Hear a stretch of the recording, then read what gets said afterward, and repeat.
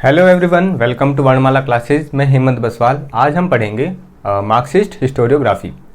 Marxist historiography जो हम modern historiography पढ़ रहे हैं उसी का एक पार्ट है। अब इससे पहले जो हमने देख लिया था कि इंडियन हिस्टोरियंस कहाँ से आ जाते हैं। जो नेशनलिस्ट हिस्टोरियंस है वो इम्पीरियलिस्ट हिस्टोरियंस को काउंटर करने के लिए, भारत का गौरव स्थापित करने के लिए हिस्ट्री राइटिंग करना शुरू कर देते हैं और हिस्ट्री के अंदर काफ़ी सारे ट्रेंड चेंजेस हो जाते हैं और उसके अंदर वो समाज और जो क्षेत्रीय जो इतिहास है उसको लिखना वो शुरू कर देते हैं।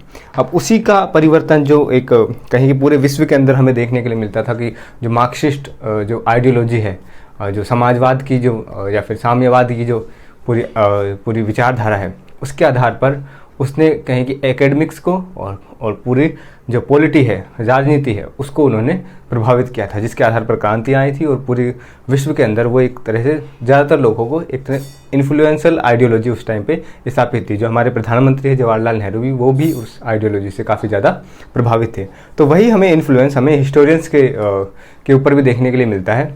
और जो हमने बात की थी, जो हिस्टोरियंस हैं उनके अपने, अगर उनके परिवार में भी कोई और हिस्टोरियन आ रहा है जो नेशनलिस्ट हिस्टोरियन है, तो वो एक तरह से मार्क्सिस्ट जो आइडियोलॉजी है उससे थोड़ा सा प्रभावित होता हुआ हमें दिखाई दे रहा है। क्योंकि जब जो काल चल रहा है, जो फर्स्ट वर्ल्ड वॉर के बाद का जो पूरा टाइम पीरियड है, उसमें उन्हीं का कहें कि मार्क्सिस्ट जो आइडियोलॉजी है वो हमें काफ़ी ज़्यादा प्रचलन में दिखती है और उसका पूरे विश्व पर हमें प्रभाव दिखता है।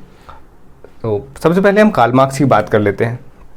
तो जो कार्ल मार्क्स हैं जर्मनी में पैदा हुए और जो इनके विचार थे, अपने विचारों की वजह से और अपनी पॉलिटिक कहें कि जो विचारधारा की वजह से इनको दूसरे देशों में भागना पड़ता है। फ्रांस जाते हैं, फिर इंग्लैंड भी जाते हैं, बेल्जियम जाते हैं और इंग्लैंड में जाकर भी मेनली अपना कार्य करते हैं। और वहाँ से ये काफ़ी सारी पुस्तकें लिखते हैं और पुस्तकों के द्वारा अपनी आइडियोलॉजी को स्थापित करने का प्रयास करते हैं। इनकी पुस्तकों का अगर मैं नाम बताऊँ तो यही महत्वपूर्ण है इनके बारे में जानना। इनका जन्म कब हुआ था? वैसे तो 1818 में इनका जन्म हो जाता है, और लेकिन जो इनके बाद जो इनके कहें कि इनके दोस्त या फिर इनके शिष्य जो जिन्होंने इनकी आइडियोलॉजी को मेनली आगे बढ़ाया, या फिर इनके सेंट थॉमस जिनको कहेंगे, तो वो हैं जो फ्रेडरिक एंगल्स हैं। उन्होंने इनके कार्य को आगे बढ़ाया और बाद में जाकर उसको एक तरह से राजनीतिक रूप देकर पूरे विश्व के अंदर एक तरह से विचारधारा के रूप में उसको मान्यता दिलाई। और आज भी जब हम कोई कार्य करते हैं तो उसमें जो समाजवाद की जो विचारधारा है उसका हमें प्रभाव देखने को मिलता है। हालांकि उसको लागू ना कर पाए, लेकिन उसके एक आइडियल के रूप में वो हमारे पास रहता है कि हम उस तरह का समाज हमारा होना चाहिए। थोड़ा सा इक्वलिटी और समाज पे फोकस, उसके अंदर जो निचला तबका है उसके और मजदूर वर्ग है उसके ऊपर उसका फोकस होता है। तो कार्ल मार्क्स है वही ये स्थापित करके गए। उन्होंने जो बुक लिखी है होली फैमिली,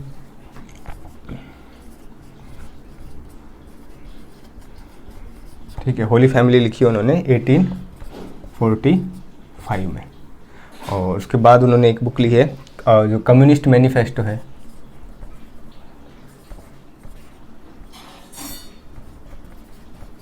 कम्युनिस्ट मैनिफेस्टो है, ये फ्रेडरिक एंगल्स और मार्क्स ने मिलकर लिखा था, जिसके अंदर एक तरह से कहें कि जो उनकी पॉलिटिकल पार्टी थी उसका एक वो पूरा एजेंडा था कि किस प्रकार की पॉलिटी होनी चाहिए। तो इसके अंदर वो पूरा उसका वर्णन करते हैं। और दूसरा है द जर्मन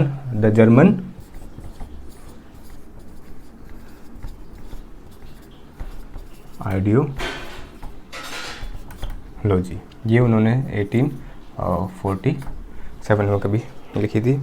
और the critic of political economy, तो पूरा इन्होंने पॉलिटिको ही प्रभावित किया था। The critic of political economy, इनका फोकस जो होता है इकोनॉमी पर और दूसरा पॉलिटिक पर, ठीक है। तो मेनली इनका जो फोकस होता है पूरी आइडियोलॉजी का वो इकोनॉमी पर होता है। उनके जो सिद्धांत है उनके बारे में अब हम बात करेंगे, ठीक है। और जो दास कैपिटल आपने नाम सुना होगा, वो काफ़ी फेमस बुक है, तो वो है एक बुक है। तो इस पर अगर कोई क्वेश्चन आता है तो आप, मुझे लगता है कि हम हल कर पाओगे। इनकी विचारधारा के बारे में अगर बात करें तो इनकी विचारधारा थी, एक तो हिंदी में तो उसको बोलेंगे द्वंद्वात्मक भौतिकवाद, और इंग्लिश में होगा वो डायलेक्टिकल मटेरियलिज्म, ठीक है।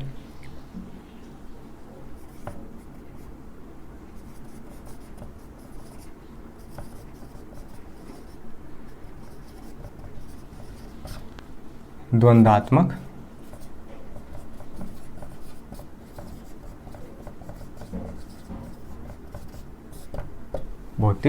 वाद। अब ये द्वंद्वात्मक भौतिकवाद क्या है, काफ़ी सारे सिद्धांत है, लेकिन जो मेनली हमारे लिए जो इंपॉर्टेंट है वो द्वंद्वात्मक भौतिकवाद और इनकी जो हिस्ट्री पर जो इनकी थ्योरी है वो हमारे लिए यहाँ पर महत्वपूर्ण होती है। तो हिस्टोरिकल मटेरियलिज्म,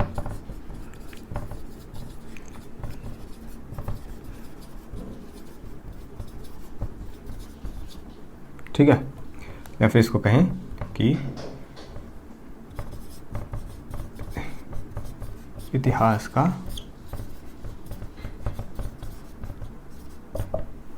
भौतिकवादी व्याख्या, तो ये है एक और ये है दो, इन दो आइडियोलॉजीज पर हम बात करेंगे। तो जो ये है इसके अंदर ये कहते हैं कि समाज के अंदर या फिर पूरे इतिहास के अंदर जो दो चीज़ों के बीच में द्वंद्व चलता रहता है, और जो भी घटना होती है और जो भी हिस्ट्री में जो भी घटना होती है वो उसी तरह से होनी थी, और उनके बीच में एक तार्किक कारण होता है कि दो चीज़ों के बीच में एक संघर्ष, निरंतर संघर्ष बना रहता है। अच्छाई व बुराई ले लो, या फिर कोई भी आप कहो कि कोई आइडियोलॉजी ले लो, या फिर कोई भी जो चरण होते हैं उनका आपस में घटनाओं का आपस में द्वंद्व चल रहा होता है विचारों का, और उसी का परिणाम कोई घटना निकल कर आती है, और वो घटना उसी प्रकार से होनी थी। जिस प्रकार से आप विभाजन जो भारत का हुआ था उसके बारे में भी अगर आप पढ़ेंगे तो उसमें भी इस प्रकार के सिद्धांत लोगों ने दिए हुए हैं और उसको यूज किया हुआ है, ठीक है। और इनके बाद अगर हम हिस्टोरिकल मटेरियलिज्म की अगर बात करें तो इसके अंदर वो बताते हैं कि जो पूरी हिस्ट्री है वो कहें कि इकोनॉमी पर बेस्ड है।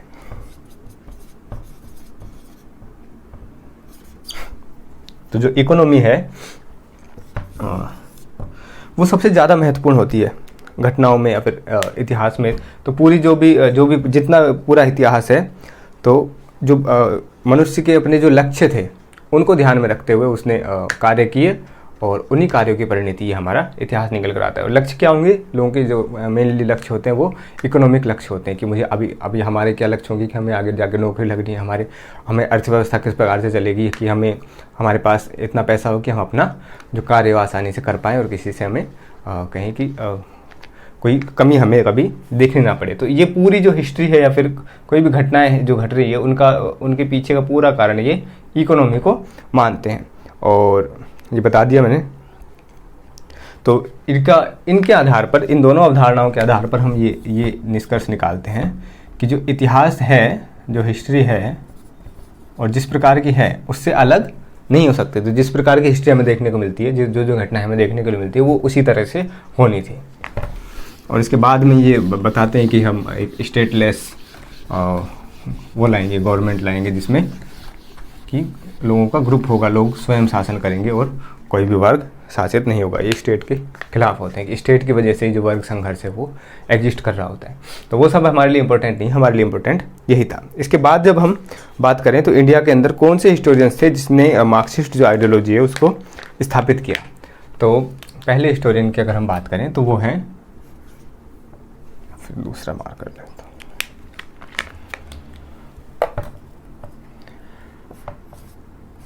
डी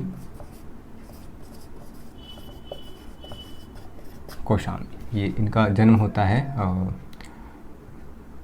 1907 में और इनका डेथ हो जाती है 1966 में। तो ये काफ़ी छोटा जीवन काल इनका रहता है, लेकिन इस जीवन काल के अंदर भी जितने जर्नल्स और जो बुक्स वगैरह लिख के जाते हैं तो वो काफ़ी महत्वपूर्ण हो जाती है मार्क्सिस्ट आइडियोलॉजी के पॉइंट ऑफ व्यू से और हिस्ट्री के पॉइंट ऑफ व्यू से।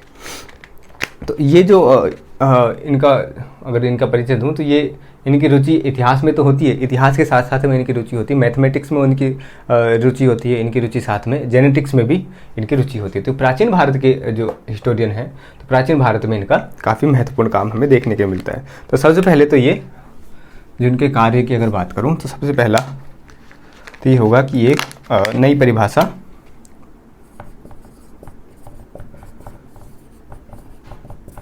परिभाषा देने का प्रयास करते हैं इतिहास को, और उसको एक तरह से बताते हैं कि जो प्राचीन भारत पे इनका काम था। तो प्राचीन भारत के बारे में बताते हैं कि जो प्राचीन भारत में जो है कि साक्ष्यों की और काफ़ी ज़्यादा कमी है। उस वजह से जो प्राचीन यूरोपीय परंपरा का अध्ययन जिस प्रत्यक्ष विधि से किया जा रहा है, उस प्रत्यक्ष विधि से भारत के इतिहास का अध्ययन या फिर प्राचीन भारत के इतिहास का अध्ययन नहीं किया जा सकता। कि हमें मिथकों का भी यूज करना होगा, तो उनको अलग तरह से समझना होगा। प्रत्यक्ष रूप से किसी भी साक्ष्य को प्रत्यक्षतः हम उसका यूज नहीं कर सकते कि वो जो कह रहा है या फिर उसमें जो लिखा है वो इसी प्रकार का है या फिर इसी तरह से रहा होगा। उसको इंटरप्रेट करना होगा, उसको एनालाइज करना होगा, उसके बाद में हम उसको समझ पाएंगे। और दूसरी जो बात ये कहते हैं, तो ये तुलनात्मक पद्धति का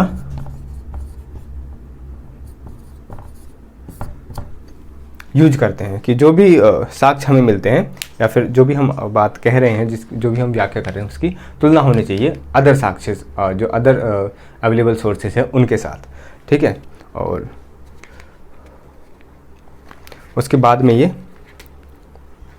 एक और सिद्धांत देते हैं,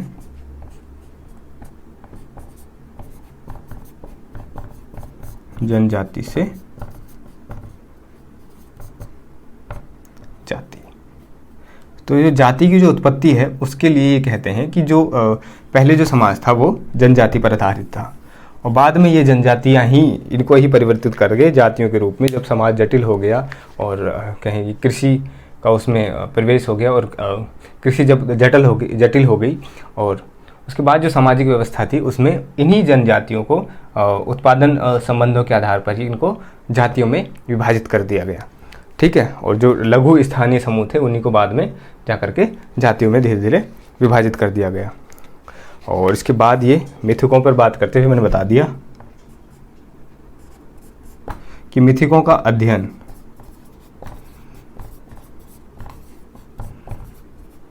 मिथकों की जो स्टडी होगी उसको हमें इतिहास में कभी भी नेगलेक्ट नहीं करना चाहिए। और भारत के संदर्भ में तो हमें ज़रूर मिथकों को पढ़ना चाहिए और उन्हें उनकी व्याख्या करने का प्रयास करना चाहिए। उससे भी हम हिस्ट्री को एक्सट्रैक्ट कर सकते हैं।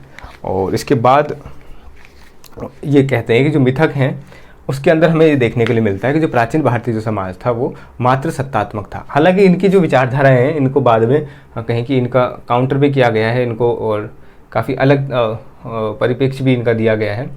और जो अदर जो विद्वान हैं उन्होंने इनको कहें कि बदला भी है और इसके अलग भी अब इनकी ज़्यादातर विचारधाराएं हैं वो कुछ क्षेत्रों में मानी नहीं जाती हैं। लेकिन इन्होंने महत्वपूर्ण एक तरह से कहें कि नींव भारत में डाल दी थी उसकी मार्क्सिस्ट विचारधारा की अपने लेखन के अंदर।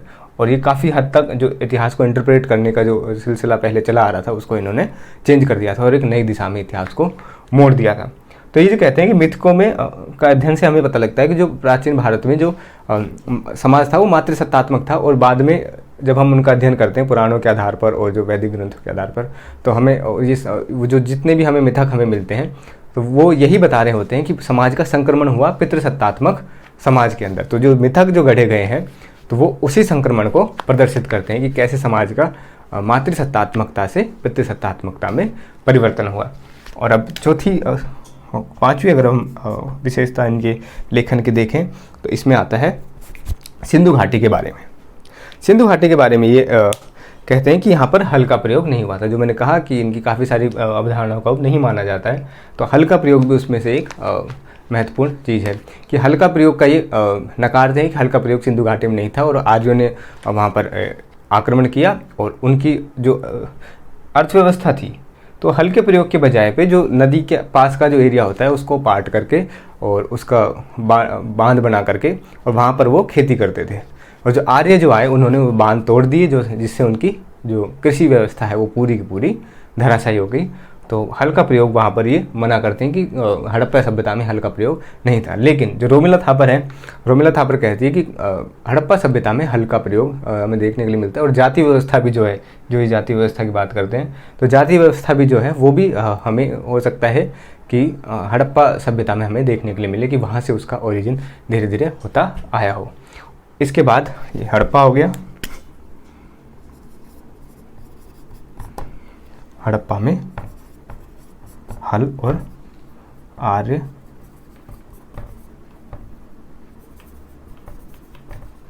आक्रमण, ठीक है। आर्य आक्रमण में बताते हैं कि जो बांध वगैरह वो उसको उन्होंने तोड़ दिया जिससे उनकी कृषि प्रणाली ध्वंस हो गया उसका। और इसमें बाद ये आर्य जो नस्ल है उसके सिद्धांत को नकारते हैं। आर्य नस्ल के सिद्धांत को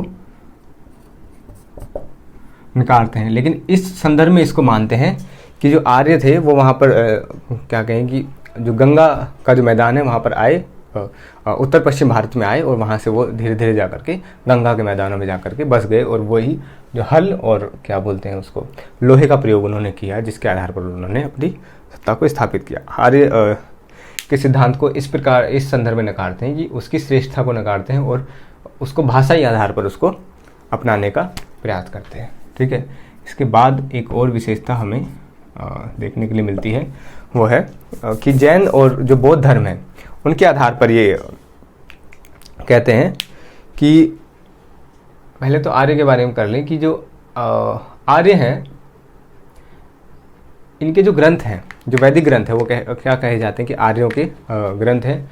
तो उसके अंदर ये आर्य और अनार्य लोगों का कहीं सम्मिश्रण एक प्रकार से बताने का प्रयास करते हैं कि वैदिक जो ग्रंथ है और जो पोस्ट वैदिक ग्रंथ है उसके अंदर हमें जो यहाँ के स्थानीय लोग हैं उन लोगों का भी उसके अंदर हमें विचारों का और परंपराओं का उसके अंदर सम्मिश्रण हमें देखने के लिए मिलता है। और इसी आधार पर रोमिला थापर भी आगे कहती है कि जो पोस्ट वैदिक ग्रंथ हम देखते हैं तो उसके अंदर मुख्यतः जो वैदिक चीज़ें हैं उनको उनसे अलग हट के हमें चीज़ें दिखाई देती हैं, जो कि हो सकता है कि जो अनार्य लोग थे, जो यहाँ के स्थानीय निवासी थे, तो उन लोगों के रीति रिवाजों और परंपरा को उसमें शामिल किया गया था बाद में।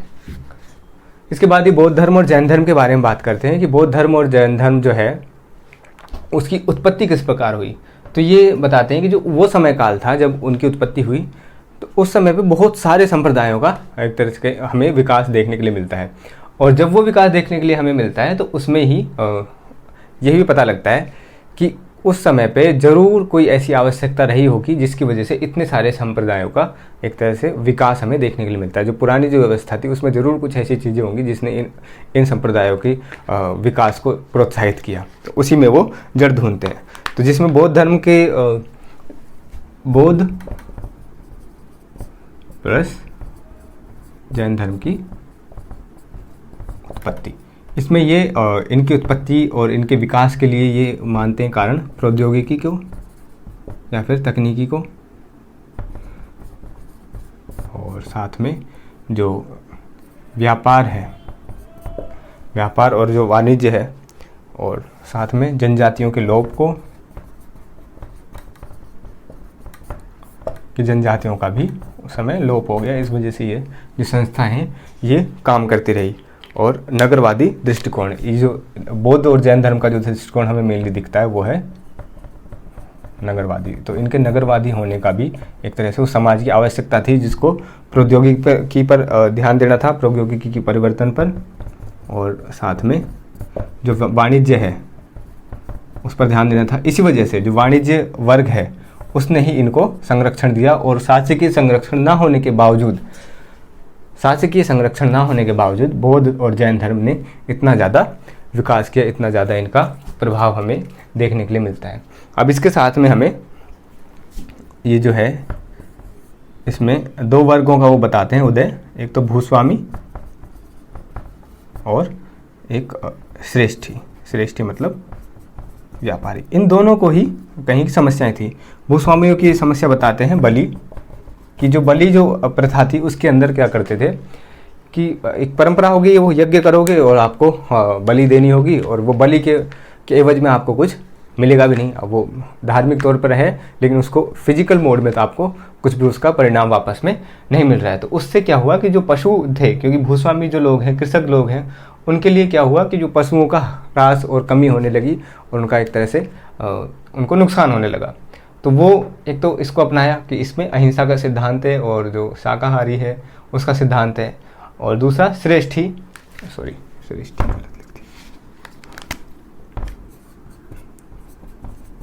श्रेष्ठी लोग जो हैं, व्यापार जो हैं, तो वो भी कहें कि हिंदू धर्म के अंदर या फिर जो प्रचलित जो संस्थाएं थी, ब्राह्मण जो संस्थाएं थी, उसके अंदर जो इनको भी ज़्यादा विकास का मौका नहीं था। और यही बजाय, क्योंकि यहाँ पे ये ग्रामीण क्षेत्र में और ग्रामीण जो अर्थव्यवस्था है उसके ज़्यादा वैदिक जो संस्कृति थी वो ग्रामीण संस्कृति के ज़्यादा अनुकूल थी। इस वजह से वो धर्म और क्या कहेंगे यज्ञ वगैरह और साथ में कृषि से रिलेटेड चीज़ें, गाय और ये जो भी है वो सारी चीज़ें कृषि से रिलेटेड थी, तो एग्रेरियन सोसाइटी में वो ज़्यादा कंफर्टेबल फील कर रहे थे। वहीं ये जो बौद्ध और जैन धर्म है ये नगरवादी जो संस्कृति है उसके अंदर भी खुद को कंफर्टेबल फील कर रहे थे, और इन्हीं लोगों ने इसको संरक्षण दिया और ये इतना फ्लरिश किया।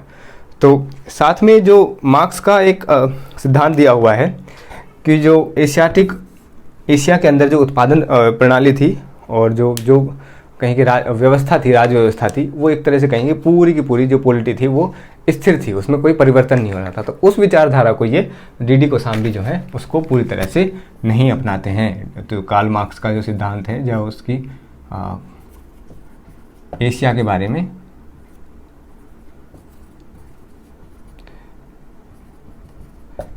में जो इनका सिद्धांत है उसको ये पूरी तरह से नहीं निकालते हैं। तो उसके बाद जो हमें महत्वपूर्ण ये हो जाते हैं 1966 तक। तो अब ये आपको देखने के लिए मिलेगा कि इनका जो भी हिस्टोरियन आप देखोगे कि उन्होंने जो टाइम पीरियड है वो राष्ट्रवादियों का भी और उसके बाद में भी उन्होंने अपना उसके बाद आज़ादी के बाद का भी समय उन्होंने देखा है। तो जिसके आज़ादी के बाद के समय में वो ज़्यादा अच्छी तरह इंडिपेंडेंटली लिख पा रहे थे। तो ये हम देखते हैं। और आगे जो अगले जो इतिहासकार हैं उनका नाम है आर.एस. शर्मा। सारे इतिहासकार आपके नॉन होंगे लगभग, ठीक है। अगले जो इतिहासकार हैं वो है आर.एस. शर्मा, ठीक। आर.एस. शर्मा जो है इनका मुख्यतः हमें काम देखने के लिए मिलता है। एक तो शूद्र जो है उनके ऊपर इन्होंने एक बुक लिखी है जिसका नाम है शूद्रराज इन एंशिएंट इंडिया। इस बुक का नाम भी मैं लिख देता हूँ।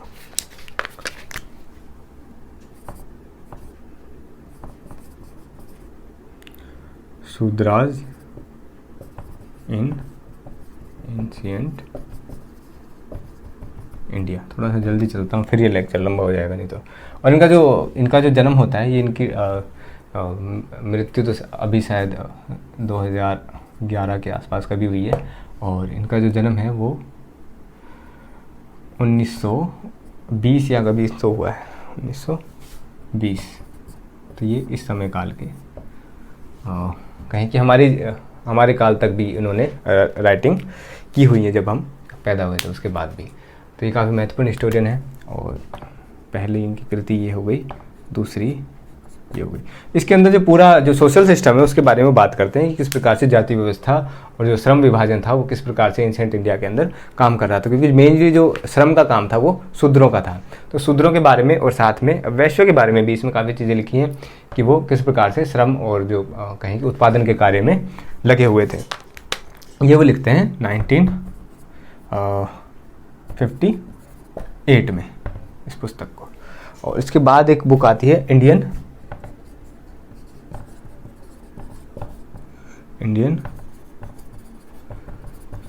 तो इन इतिहासकारों की हम बात क्यों कर रहे हैं, क्योंकि इन्होंने पूरे इतिहास पर और कहीं कि अपनी अवधारणा और छाप छोड़ कर गए हैं, उसको कंप्लीट व्याख्या और एक अलग आयाम उसको देने का प्रयास किया है मार्क्सवादी टर्म में। मार्क्सवादी टर्म इसलिए इंपॉर्टेंट हो जाता है, मैंने बता ही दिया, क्योंकि वो समाज की बात करता है और उसको आर्थिक परिप्रेक्ष्य में देखने का प्रयास करता है। तो जो भी मार्क्सिस्ट आइडियोलॉजी है वो पूरी की पूरी अर्थव्यवस्था और आर्थिक परिप्रेक्ष्य से हर चीज़ों को देखने का प्रयास करती है। तो शूद्रराज इन एंशिएंट इंडिया भी ये आर्थिक परिप्रेक्ष्य देखने का प्रयास है।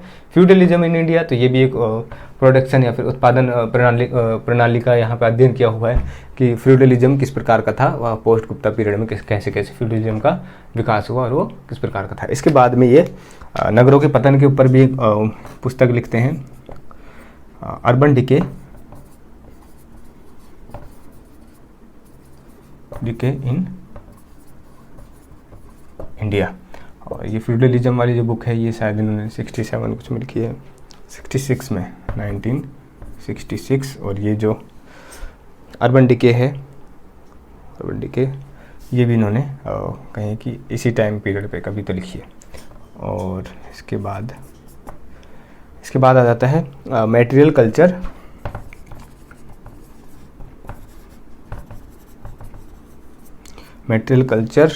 And social formation in ancient India, in ancient India, ठीक है, ये समझ जाना आप। और ये जो बुक है ये इन्होंने 1983 में लिखी है। अब ये अर्बन डिके है, इसके अंदर ये बताते हैं कि जो कुषाण काल है, कुषाण काल तक तो जो पूरा का पूरा जो सेकंड अर्बनाइजेशन जो स्टार्ट हुआ था वो पूरा फ्लरिश करता है, पूरे अपने चरमोत्कर्ष पर आता है। और कुषाण काल के बाद में 300 ईस्वी के बाद में ये इसका कहीं कि पतन होता हुआ नजर आता है, और इसका धीरे धीरे पतन होने लगता है, जिसके कई सारे कारण अपनी ये राइटिंग में दिखाते हैं। तो ये भी एक डिबेट को जन्म दे देता है, ये भी एक डिबेट को जन्म दे देता है। तो आर्य शर्मा इसलिए महत्वपूर्ण है, बहुत सारे डिबेट्स को ये कहीं की जन्म देकर चले जाते हैं। खाली हालांकि इनके टाइम पे ही उनका जवाब भी दिया गया। और material culture and social formation of Indian ancient India, तो इसमें भौतिकवादी परिप्रेक्ष्य में इसकी देखने का प्रयास किया गया कि किस प्रकार की सोसाइटी एंसेंट इंडिया में एग्जिस्ट कर रही थी, उसका अध्ययन करने का प्रयास किया। और दूसरा एक बुक देखें तो light on early Indian society and economy,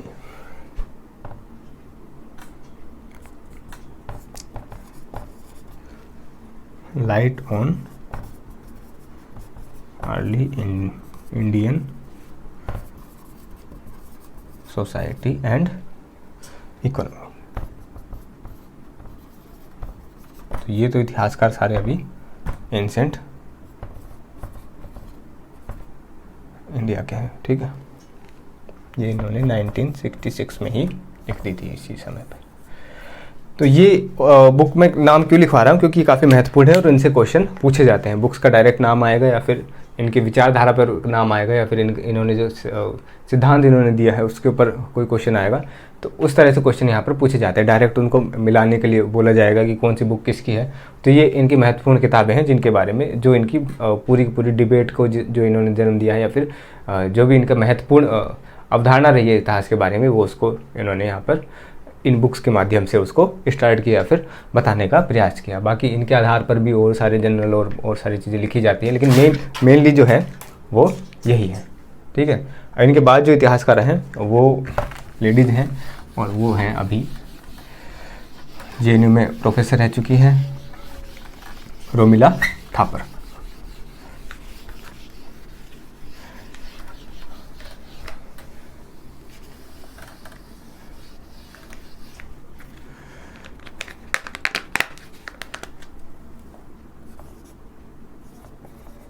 ये मेरे को काफ़ी दबंग लेडी लगती है,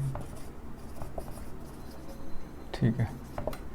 और इनका विवाद आपने देखा होगा कि JNU में इनको वापस गेस्ट लेक्चर के लिए जब बुला रहे थे तो इनकी वहाँ पर JNU में डिग्रियाँ मांगी गई जहाँ से पढ़ा कर गई हुई, तो काफ़ी विवादित चीज़ था। तो इनके बारे में मैं बताऊँ तो इन्होंने अशोका पर मुख्यतः अपनी थ्योरी दी है, अशोका, और साथ में जो सोशल हिस्ट्री ऑफ इंडिया है उसके ऊपर इन्होंने अपना काम मुख्यतः किया है। और इनका साथ में जो काम है वो हिस्टोरियोग्राफी पर भी हमें देखने के लिए मिलता है। जो प्राचीन भारत में के जब ये जो एंशिएंट हिस्टोरियन है मेनली, उन्होंने हिस्टोग्राफी पर थोड़ा बहुत कुछ ना कुछ अपनी अवधारणा तो वो देकर ही गए हैं, क्योंकि जब उन्होंने सोर्सेज को यूज करना स्टार्ट किया और किस प्रकार से उसको यूज करना चाहिए और कैसे उसकी व्याख्या करनी चाहिए, उसके आधार पर फिर उन्होंने उसकी व्याख्या दे ही दी। और क्योंकि जो इम्पीरियलिस्ट हिस्टोरियंस हैं या फिर और कहीं पे जो बाहर ये समझा जा रहा है कि इंडिया से बाहर की जो भारतीय लोगों में इतिहास बोध नहीं है, उसी को बाहर से जब लोग पढ़कर आ रहे हैं उसी को मान रहे हैं कि इतिहास बोध नहीं था प्राचीन भारत में, तो उसको इन्होंने चुनौती दी और बताया कि किस प्रकार से प्राचीन भारत में भी इतिहास बोध था। DD गोस्वामी भी कहकर गए थे कि मिथकों पर ध्यान देना चाहिए, उनको पढ़ना चाहिए, उनसे हम इंटरप्रेट हिस्ट्री को कर सकते हैं। उसी के आधार पर इन्होंने एंशिएंट हिस्ट्री को पढ़ने का अध्ययन करने का प्रयास किया। इनका जो जन्म हुआ है वो हुआ है 1930 में, और ये अभी भी इनके सेमिनार वगैरह कुछ ना कुछ आते रहते हैं। इनकी जो बुक है महत्वपूर्ण, Ashoka and the decline of the Mauryan, Ashoka and the decline of the Mauryas, ठीक है। ये बुक इन्होंने लिखी है 1963 में। तो ये पहली बुक हो गई। सेकंड बुक जो है वो है हिस्ट्री ऑफ इंडिया।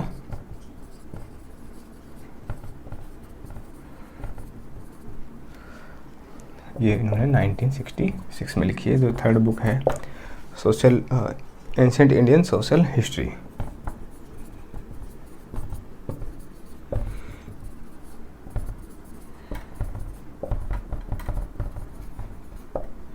ये इन्होंने लिखी है 1978 में।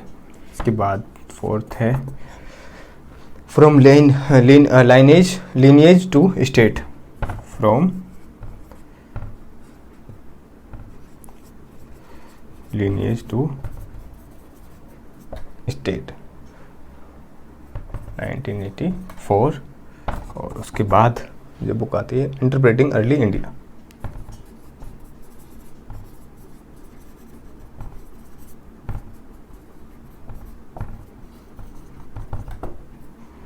तो ये जो बुक है, ये दो बुक हैं, पहली ये, दूसरी ये तो एक जैसी हैं, मतलब एक जैसे तो नहीं कहेंगे। तो इसमें तो पूरा जो एंशिएंट इंडिया है उसका इन्होंने इसमें एंशिएंट इंडिया का इन्होंने पूरी हिस्ट्री लिखने का प्रयास किया, और ये कंप्लीट इंडिया की इसमें हिस्ट्री लिखने का इन्होंने प्रयास किया है। तो ये तो टेक्स्ट बुक्स हैं जो हमने पढ़ी होंगी मेनली। और दूसरा जो है, ये बुक कब लिखी गई, 1992 में जाकर ये बुक इन्होंने लिखी है। ठीक है, अशोका और जो उसके ऊपर जो इनका काम है मौर्याज के ऊपर, इसमें बताते हैं कि जो अशोका को हम अहिंसक और उस तरह का मानते हैं कि उसने इस तरह की नीति अपनाई जिसकी वजह से अशोका बहुत ज़्यादा फेमस है। तो उसको उस तरह की नीति अपनाने के अपने रीजन थे कि उसने वो कहीं कि बहुत दया भाव में आकर या फिर बुद्ध के इन्फ्लुएंस में आकर, हालांकि आइडियाज़ तो आदमी को कहीं ना कहीं से इन्फ्लुएंस करते ही हैं, लेकिन जो वो है उसकी पॉलिटी के लिए उसने उसको महत्वपूर्ण माना। पॉलिटी के लिए महत्वपूर्ण इस प्रकार से माना, जब उसने कलिंग पर विजय कर ली थी तो उसके पास ऐसा कुछ बचा नहीं जिसको वो विजय कर पाता, क्योंकि जो दक्षिण के राज्य थे वो भी उसके प्रति निष्ठा रखते थे और बहुत ज़्यादा उसको कहीं कि परेशान नहीं करते थे।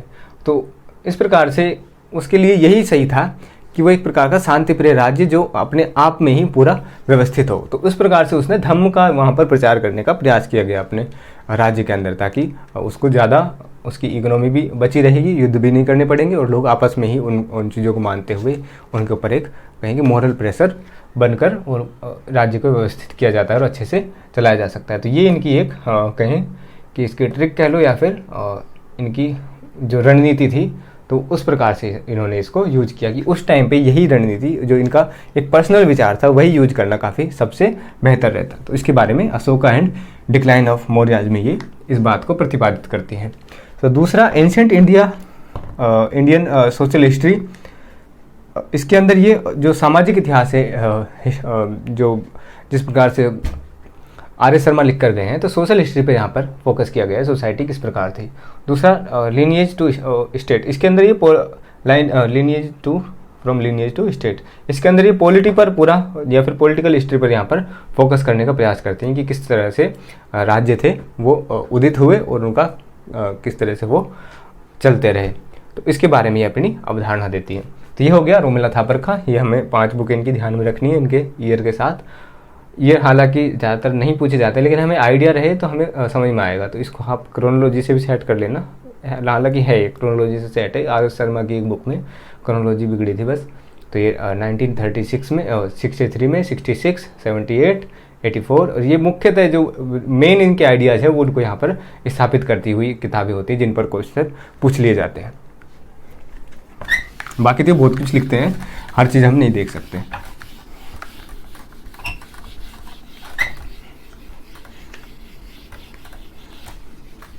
इनको सुनना हो तो आपको अभी तो क्योंकि कोरोना काल चल रहा है तो इनके ऑनलाइन सेमिनार वगैरह भी होते रहते, तो आप सर्च करके इनको सुन सकते हो। ठीक है, फोर्थ हिस्टोरियन जो हैं वो काफ़ी ज़्यादा जाने माने हैं, इनसे ज़्यादा जिनको काफ़ी ज़्यादा पढ़ा गया है, बिपिन चंद्र।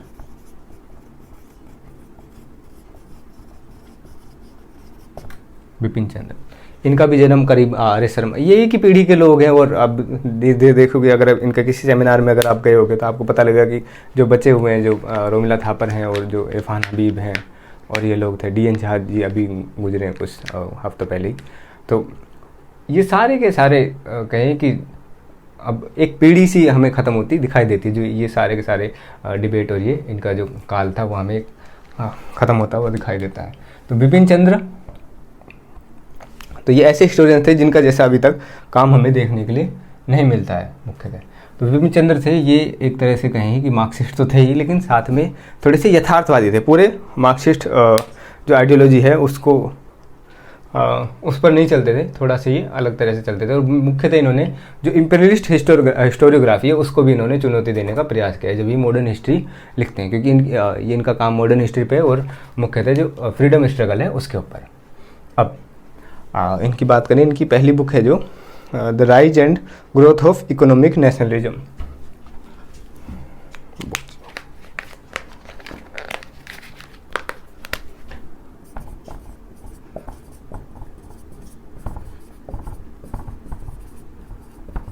ग्रोथ ऑफ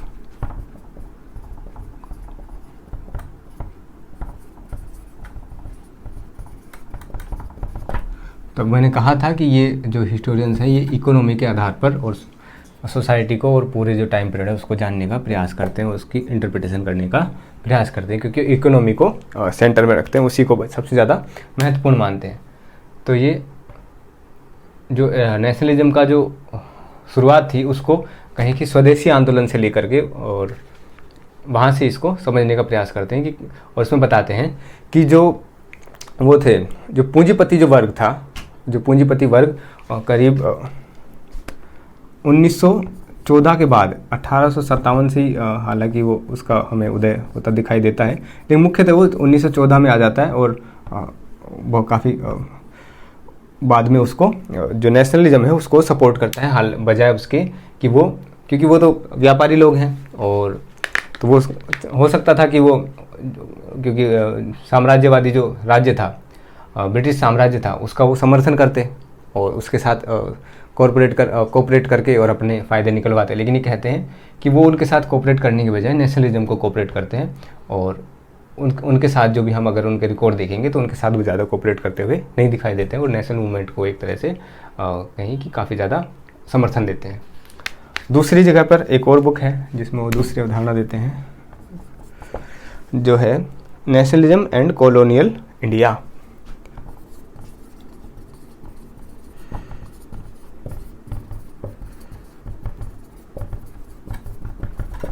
अब इस बुक में क्या कहते हैं कि जो इम्पीरियलिस्ट जो आइडियोलॉजी है या फिर कैम्ब्रिज यूनिवर्सिटी की जो आइडियोलॉजी है उसको वो बदलने का प्रयास करते हैं और वही बताते हैं कि जो पूंजीपति वर्ग है वो अपना समर्थन दे रहा होता है नेशनलिज्म को, और जो एक कैम्ब्रिज यूनिवर्सिटी की उस समय की जो विचारधारा और जो भी उनका लेखन था उसमें इस तरह से बताया जाता है कि इंडिया के अंदर कोई नेशनलिज्म करके कोई वो उभरा ही नहीं कोई आंदोलन, वो सामान्य लोगों का आंदोलन नहीं था बल्कि बड़े पूंजीपति लोगों का आंदोलन था। तो उसके लिए वो एक अन्य पुस्तक में बताते हैं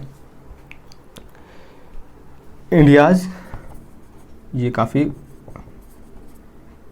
India's struggle of independence, independence.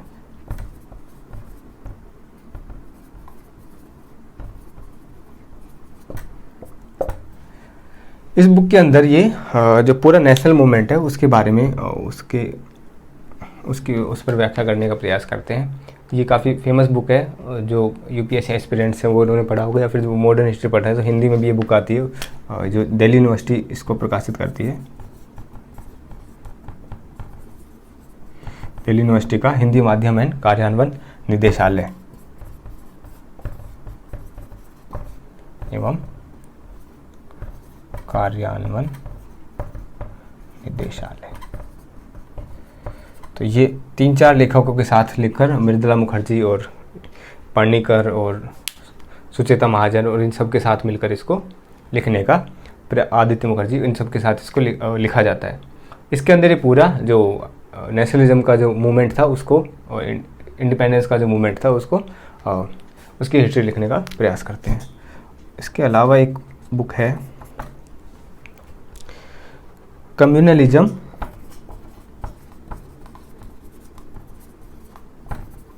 In modern India.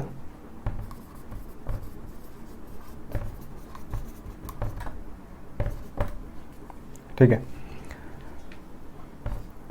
इसके अंदर जो ग्रोथ ऑफ कम्युनलिज्म है उसके बारे में ये बताते हैं, क्योंकि ब्रिटिश हिस्टोरियंस है वो तो बता रहे हैं कि जो कम्युनलिज्म है वो भारत का ही एक अंदरूनी मामला है और उसी ने भारत को बर्बाद किया और वो भारत से ही निकला हुआ है। लेकिन ये बताते हैं कि जो कम्युनलिज्म है ये जो कॉलोनाइजेशन है उसका एक बाई प्रोडक्ट है और वो अपने फ़ायदे के लिए लोग जो पर्सनल फ़ायदे के लिए लोग यूज करते हैं उसको। और उसमें वो बताते हैं कि शुरुआत में तो 1935 तक तो कम्युनलिज्म है जो थोड़ा सा उदार होता है, वो अपने फ़ायदे के लिए जैसे भी वो काम कर रहा होता है। लेकिन 1935 के बाद वो बहुत ज़्यादा खतरनाक हो जाता है और इसको बोलते हैं संप्रदायवाद। उसके बाद में वो काफ़ी खतरनाक रूप धारण कर लेता है और फांसीवादी एक तरह से स्टेट बनाने का प्रयास करता है। तो ये कम्युनलिज्म पर इनकी अवधारणा है कि जो ब्रिटिश जो गवर्नमेंट थी या फिर कॉलोनाइजेशन था उसी का एक बाई प्रोडक्ट है। अगर वो ना होता तो कम्युनलिज्म हमें यहाँ पर देखने के लिए नहीं मिलता। तो ये इनकी बुक्स हैं। जो पहली बुक है उसमें बता दिया कि जो नेशनल मूवमेंट है उसका ये व्याख्या करने का प्रयास करते हैं कि ये जो सामान्य जन था उनका मूवमेंट था और साथ में जो कि जो पूंजीपति वर्ग है वो ब्रिटिशर्स का साथ ना दे करके नेशनल मूवमेंट का साथ दे रहे थे। और दूसरी बुक में भी ये पूंजीपति वर्ग के बारे में बताने का प्रयास करते हैं किस प्रकार से उसने ब्रिटिशर्स का साथ ना दे करके नेशनल मूवमेंट का साथ दिया। और ये पूरी उनकी अवधारणा हो गई। ठीक है, इसके बाद जो हिस्टोरियन है का टाइम पीरियड मैं बता देता हूँ कि बिपिन चंद्र भी 1928 में, मेरे हिसाब से अगर गलत ना हो तो 1928 में जन्मे थे और 2014 में इनकी देहवास हुआ था। ठीक है,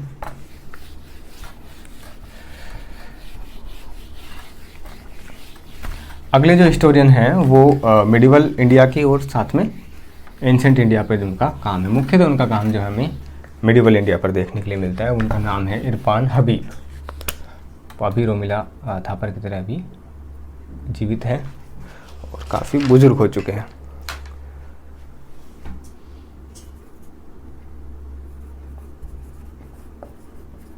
इरफान हबीब जैसे कल के लेक्चर में मैंने बताया था मोहम्मद हबीब के पुत्र हैं और इनका भी जन्म करीब 1930 में या तो ऐसे कभी हुआ है और इनको हम पांचवा हिस्टोरियन लिख लेते हैं। ठीक है, पांचवा हिस्टोरियन है जिनकी हम बात कर रहे हैं।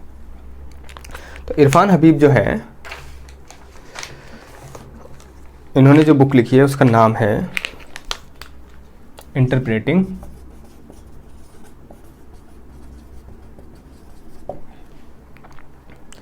Indian history.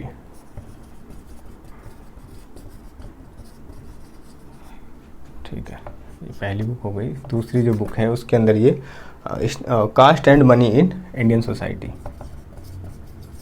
Cast and money in Indian.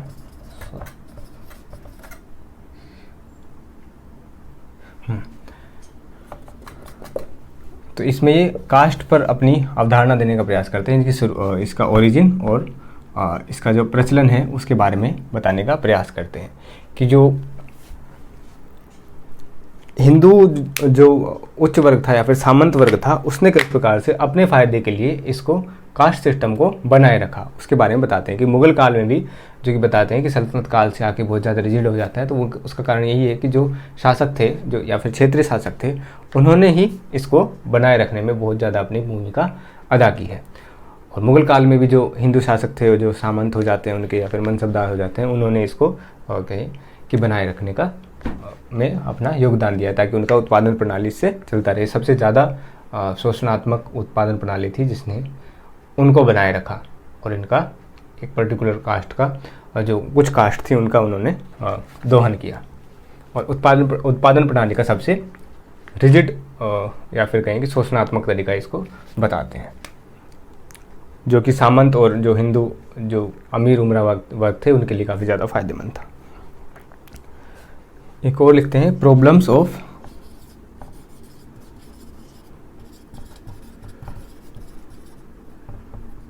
Marxist historiography. इसमें ये जो मार्क्सिस्ट हिस्टोरियोग्राफी है उसके बारे में बात करते हैं कि किस तरह से जो कुछ हिस्टोरियंस ने इसको पूरी तरह से अपना लिया है, जो मार्क्स के विचार थे उनको पूरी तरह से अपना लिया बगैर किसी चेंजेस के, या फिर जहाँ पे उनको बदलने की, अलग तरह से यूज करने की जहाँ पे उनको ज़रूरत है वहाँ पे उन्होंने उसको पूरी तरह से अपना कर उसका यूज करें। तो उस सब के बारे में, सावधानियों के बारे में ये मार्क्सिस्ट हिस्टोग्राफी को बताते। फिर अगली बुक में ये बताते हैं, अगली बुक जो है the agrarian system of Mughal India.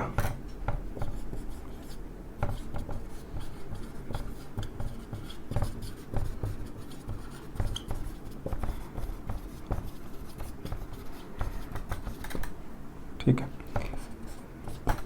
इसमें ये बताते हैं कि जो मुगल काल था और मुगल जो शासन था उसके अंदर ये 1500 से कुछ लेकर 1500 से 1700 तक का इतिहास इसमें लिखने का प्रयास करते हैं, 1707 शायद। तो जब औरंगजेब का जब टाइम था उस समय तक इसमें बताते हैं कि जो मुगल सिस्टम था उसमें जो कृषकों का बहुत ज़्यादा शोषण होता था और एक तरह से शासक कहें कि स्टेट और जो किसान थे या फिर कहें जो जमींदार वर्ग था उनमें निरंतर संघर्ष चलता रहता था। किस वजह से? इनका जो एग्रेरियन सिस्टम के प्रति जो इनका मुगल्स का जो व्यू था या फिर नज़रिया था उसके बारे में, कि ये दोहन पर चल रहा था। किसानों को इन्होंने बहुत ज़्यादा दोहन किया कि ज़्यादा से ज़्यादा राजस्व इससे वसूला जा सके, बाकी किसान जो कृषि है उसमें इन्होंने सुधार करने का प्रयास नहीं किया। इस वजह से जमींदार और इनका जो मुगल हैं उनके विद्रोह होते रहते थे और संघर्ष इनका चलता रहता था। तो और औरंगजेब जो मुगल साम्राज्य का पतन है उसमें भी ये औरंगजेब की आर्थिक नीतियों के बजाय पे जो कहें कि आर्थिक निरंकुशता,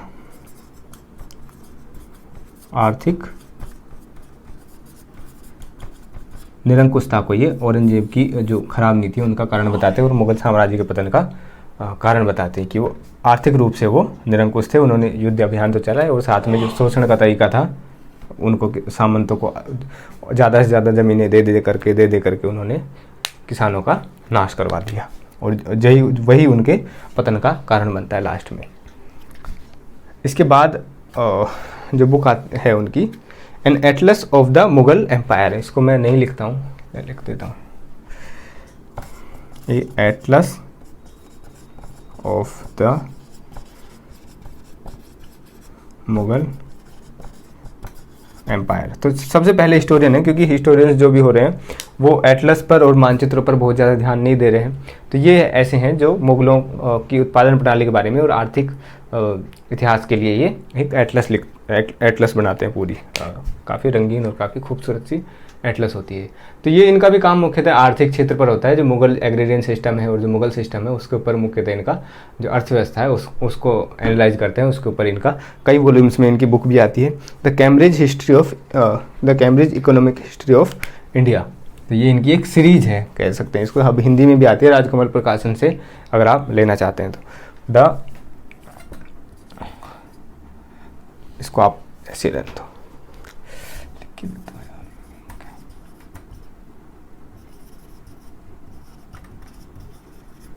history of Cambridge economic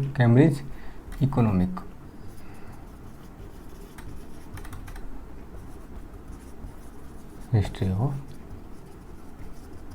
India. तो इसका अनुवाद है जो राजकमल प्रकाशन, इसको तपन चौधरी के साथ इसने इसको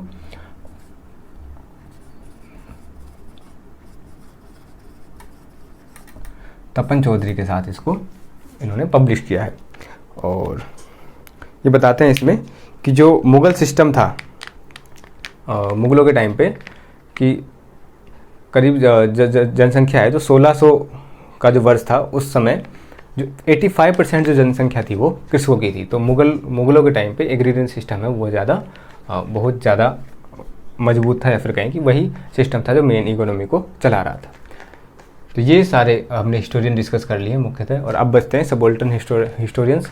उनकी हम कल बात करेंगे। आज का लेक्चर काफ़ी वैसे बड़ा हो चुका है, मेरे को चाहता नहीं था मैं इतना कुछ लिखना, लेकिन आपके फ़ायदे के लिए मैंने लिख दिया है, क्योंकि बुक्स जब तक आपको नहीं पता रहेंगी तब तक आपको कोई फ़ायदा नहीं होगा। बाकी इसको आप अपने सोर्सेज से भी पढ़ सकते हैं, और कोई सोर्स आपको पूछना हो तो मेरे से पूछ लेना, बता दूँगा।